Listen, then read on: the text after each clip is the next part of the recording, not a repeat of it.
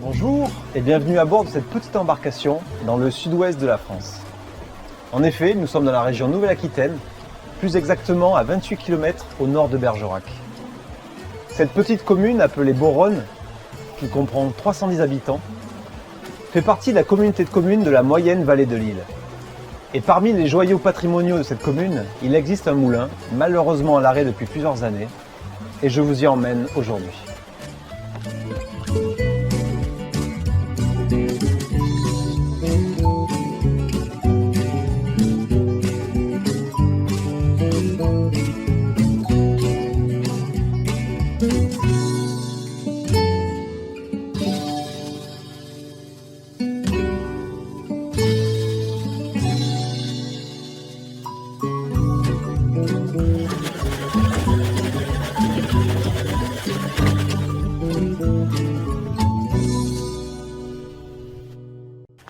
Georges, bonjour, merci de nous accueillir dans le moulin, Pas de problème. le moulin de Faille. Voilà. Pouvez-vous nous raconter brièvement l'histoire de ce moulin, vous qui en êtes le propriétaire, mais aussi et surtout l'ancien exploitant? D'accord. Le moulin est là depuis très longtemps. On le voit sur le cadastre Napoléon.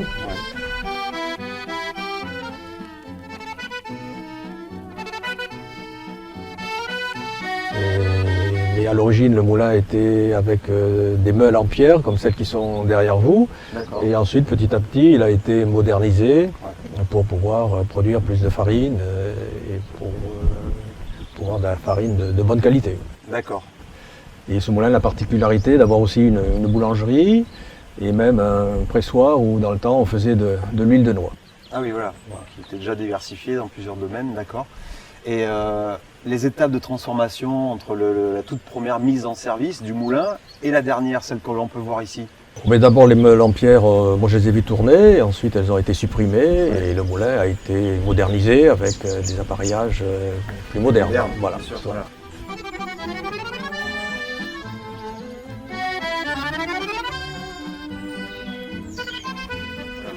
Et donc depuis quand l'activité a cessé dans ce moulin? L'activité a cessé depuis une quinzaine d'années. D'accord.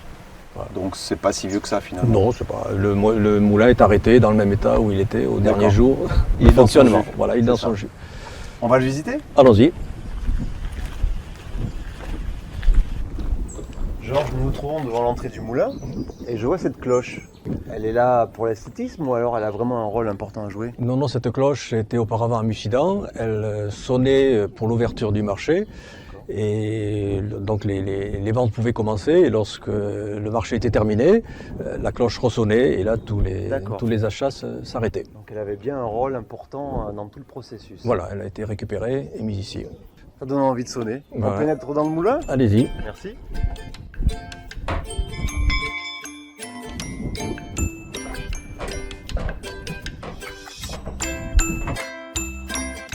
Alors, nous sommes arrivés dans ce hangar, ce grand hangar avec de grands silos.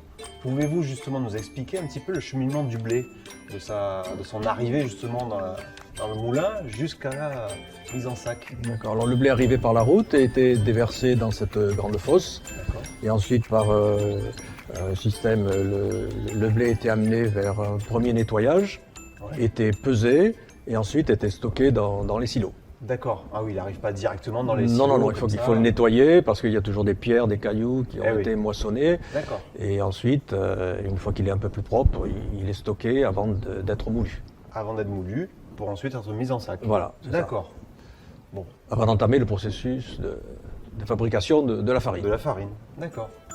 Merci. On continue? On continue.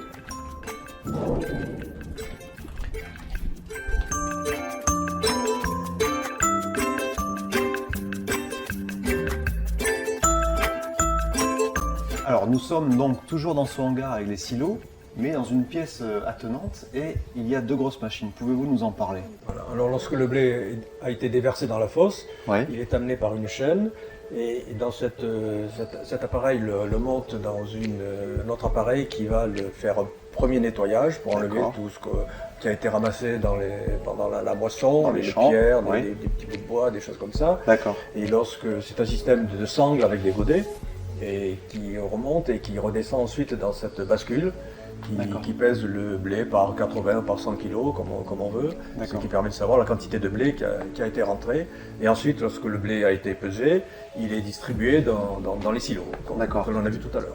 Donc matériel fonctionnant à l'électricité, puisque j'aperçois un coffret électrique. Oui, c'est ça? sûr, oui. Mais je suppose que ça n'a pas été mis en place, cette installation électrique, dès le début. Non, à l'origine, le moulin fonctionnait avec l'eau. Avec de l'eau. Pour alimenter les meules qu'on a vus devant le moulin. Eh bien, ça nous intéresse, l'eau. Si on y allait voir. On y va.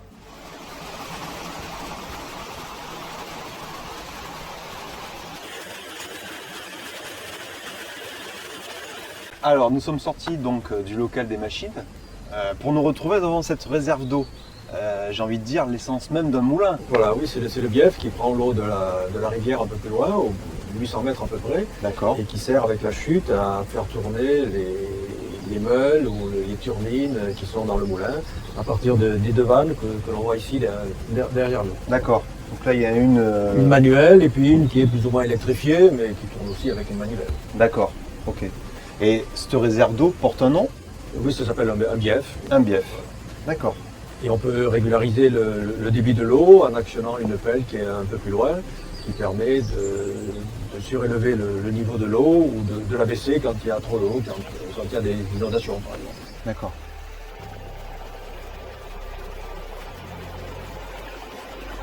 C'est quand même fantastique de redécouvrir des systèmes comme ça, complètement écologiques, voilà, qu'on a délaissés pour des problèmes de production bien sûr, mais et voilà. ça peut servir aussi à faire un petit peu d'électricité.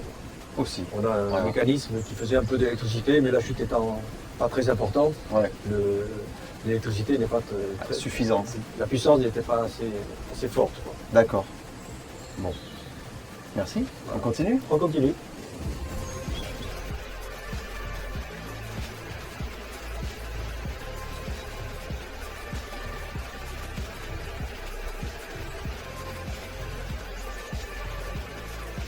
Alors Georges, nous avons emprunté ce magnifique petit escalier d'époque en bois pour nous retrouver maintenant sur une plateforme contre les silos où nous nous trouvons presque en haut de ces derniers et il y a également des machines. Voilà, c'est la machine dont je vous ai parlé tout à l'heure qui sert à nettoyer, à faire un premier nettoyage du blé pour éliminer tous les cailloux, tous les petits morceaux de planches, etc. qui ont été récoltés dans les champs. Et donc le blé qui part d'en bas est amené dans cette machine, il est trié. Et ensuite, par un système de sangles et de godets, il est amené dans les silos en attendant d'être repris pour aller être pesé, nettoyé, voilà, et ensuite ça va être moulu, voilà. Pour faire de la farine. Voilà. Bon, merci. On continue.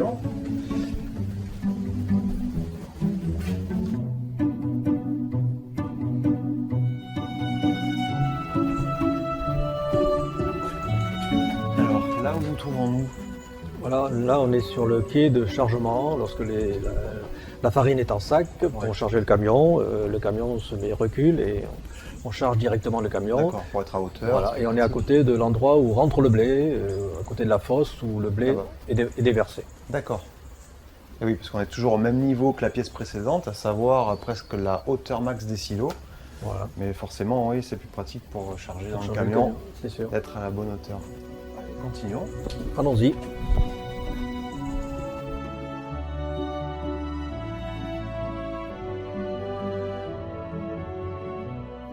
Alors en descendant, là, j'ai aperçu ces machines. À quoi servent-elles? Voilà, c'est une génératrice qui servait à faire du courant en utilisant la chute d'eau. Mais la chute d'eau étant peu importante, le courant était quand même assez faible et servait uniquement à l'éclairage. Ah d'accord.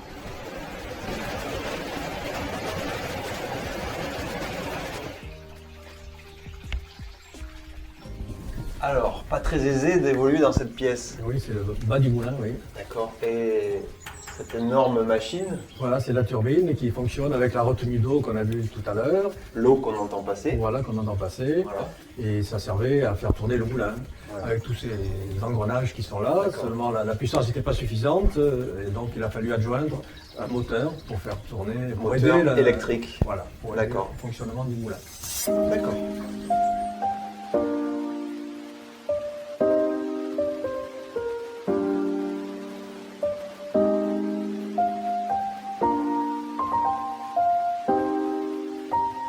Alors nous sommes montés à l'étage supérieur, au-dessus de la turbine. Voilà. Et donc là, on est face à ces 4 machines qui sont magnifiques, elles sont d'époque. Pouvez-vous nous expliquer à quoi elles servaient? Voilà, ce sont les 4 broyeurs. On attaque la partie sérieuse de la fabrication de la farine. Ouais. Le blé arrive sur une première machine et par un système de cylindres avec des cannelures plus ou moins grosses, le blé est plus ou moins affiné pour arriver à la farine.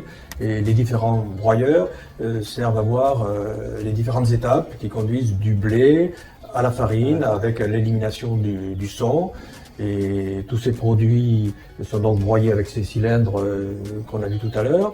Et la circulation ne se fait plus par des systèmes de sangle avec des godets comme on a vu pour le blé. Oui. Ça, c'est un système pneumatique, c'est-à-dire que tous les produits sont aspirés et sont conduits à l'autre étape que l'on va voir, c'est-à-dire le planchistère. D'accord. Allons-y.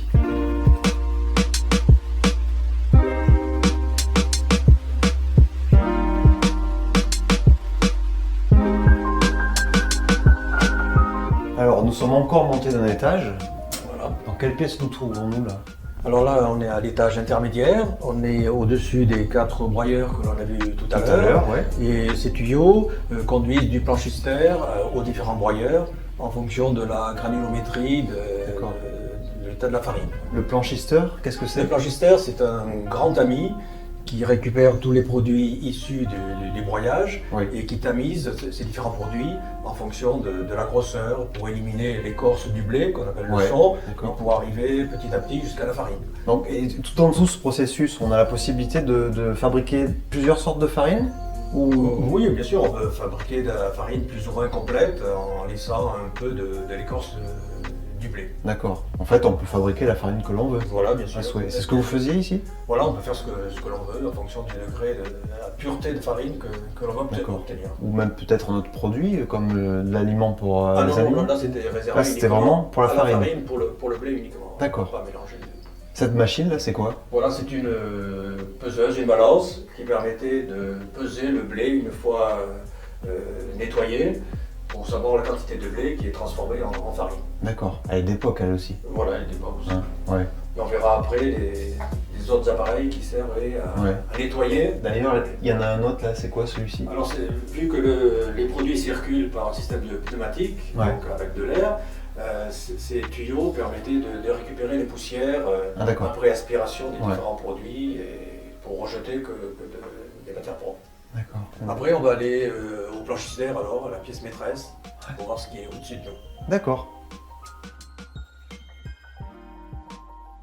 Donc nous sommes passés à la pièce d'à côté. On retrouve encore une grosse machine. À quoi sert-elle celle-là? C'est une machine qui nettoie le blé, c'est un nettoyage complémentaire. Après le premier nettoyage que l'on a vu, qui permettait de nettoyer le blé avant la mise en silo. Là, une fois que le blé sort du silo, il est quand même renettoyé pour éliminer toutes les graines qui ne sont pas du blé. D'accord. Et si j'ai bien compris le processus de fabrication, il n'en reste plus qu'une. Voilà, après on va aller voir le planchistère dont on parle depuis longtemps. Eh bien, je vous suis. Allons-y.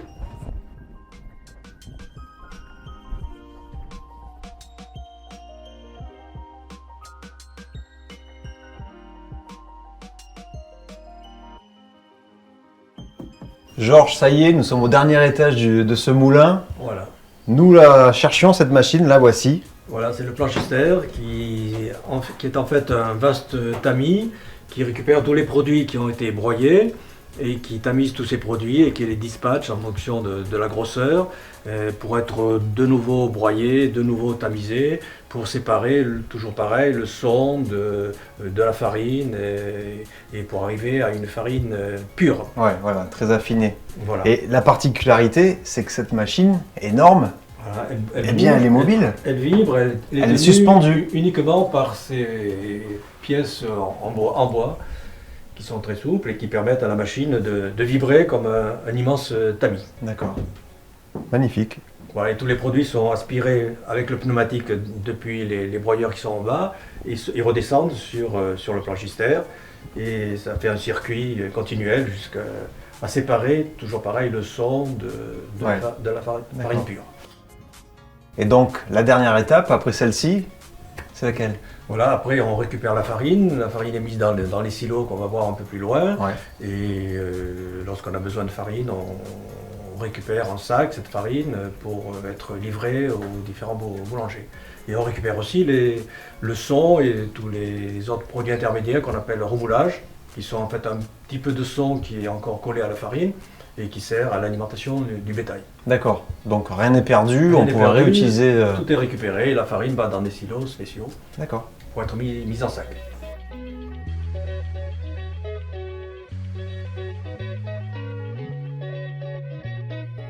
Alors, nous nous retrouvons face à ces vieux silos. Voilà, d'anciens moulins, des silos en bois. Ouais. Et cette pièce servait de stockage pour les différents sacs, les sacs en Sacs d'époque, en jute. et les sacs plastiques.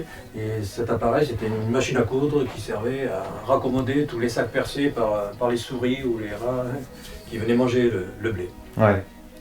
Et le blé était stocké dans ces silos.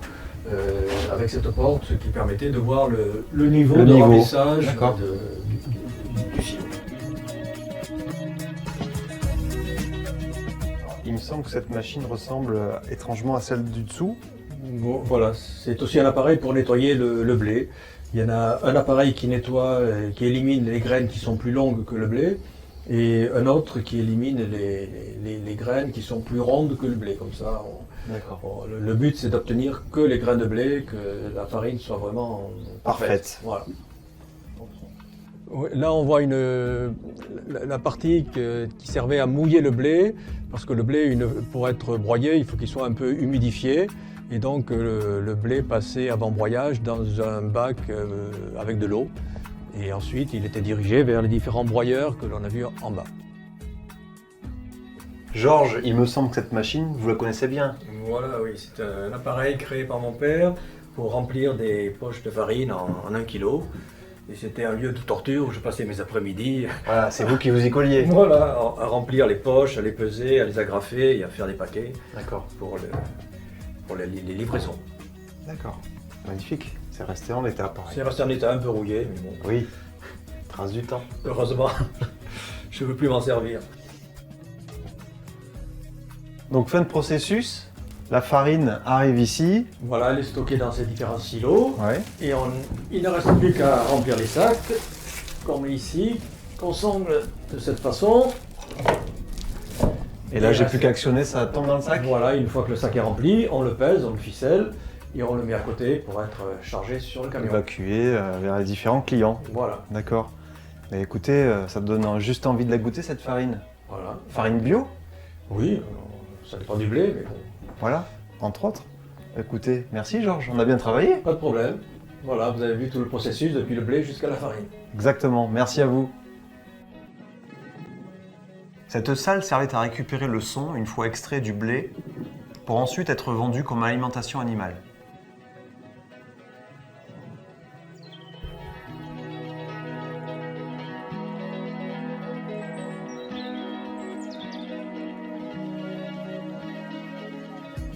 Jean-François, bonjour. Bonjour. Pouvez-vous nous parler un petit peu de votre implication au sein des moulins? Oui, bien sûr. Alors, je suis secrétaire de l'association Périgordine des Amis des Moulins. C'est une association qui a plusieurs adhérents amateurs de moulins, tous autant qu'ils sont. Des gens qui sont propriétaires de leurs moulins, mais pas que. Il y a aussi des gens qui sont passionnés par les moulins et qui nous ont rejoints. Notre association a pour but de réhabiliter des moulins, de les restaurer, de les faire connaître au grand public, voilà, et d'en faire la promotion.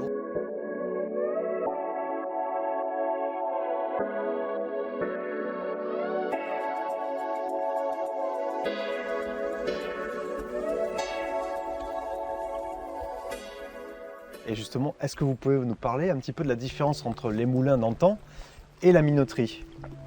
Oui, alors le moulin traditionnel, lui, moule le grain avec des meules en pierre, essentiellement.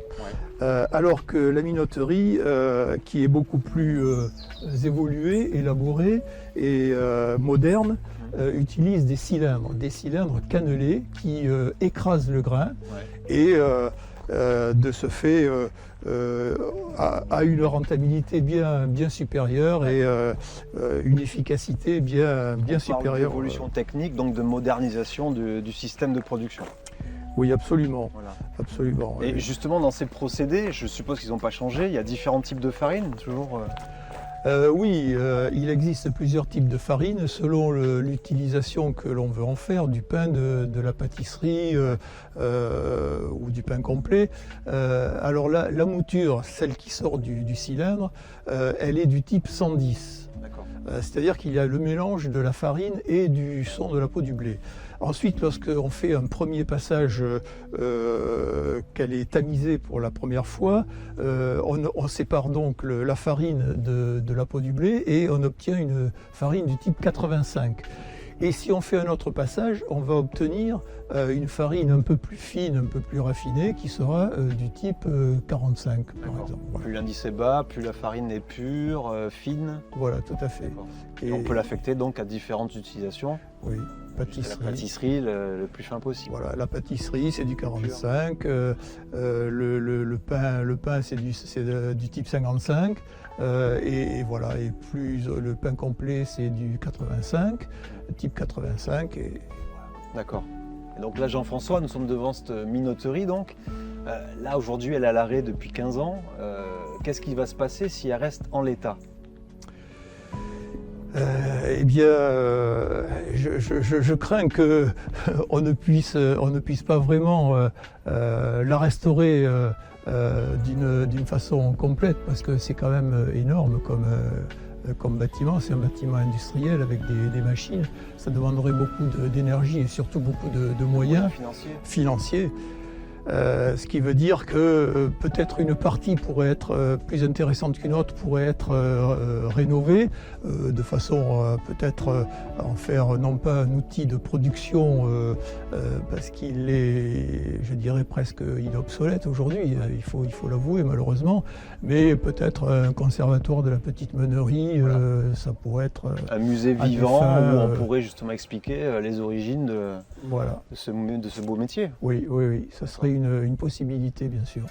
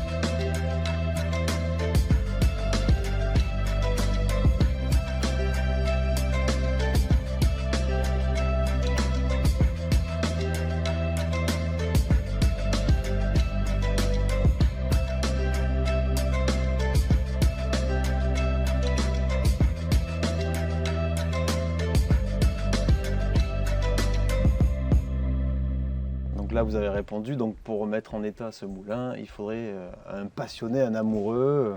Voilà, un mécène,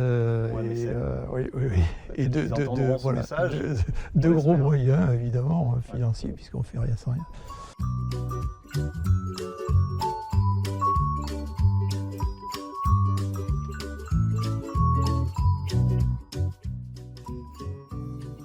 Grâce à l'engagement des bénévoles, des associations, des historiens, des archivistes, le patrimoine continue de vivre. Mais la particularité des moulins, c'est qu'ils bénéficient des faveurs d'un très large public. Chers téléspectateurs, j'espère que vous aurez pris autant de plaisir que nous en le réalisant. Je vous dis à bientôt pour une nouvelle découverte du patrimoine oublié.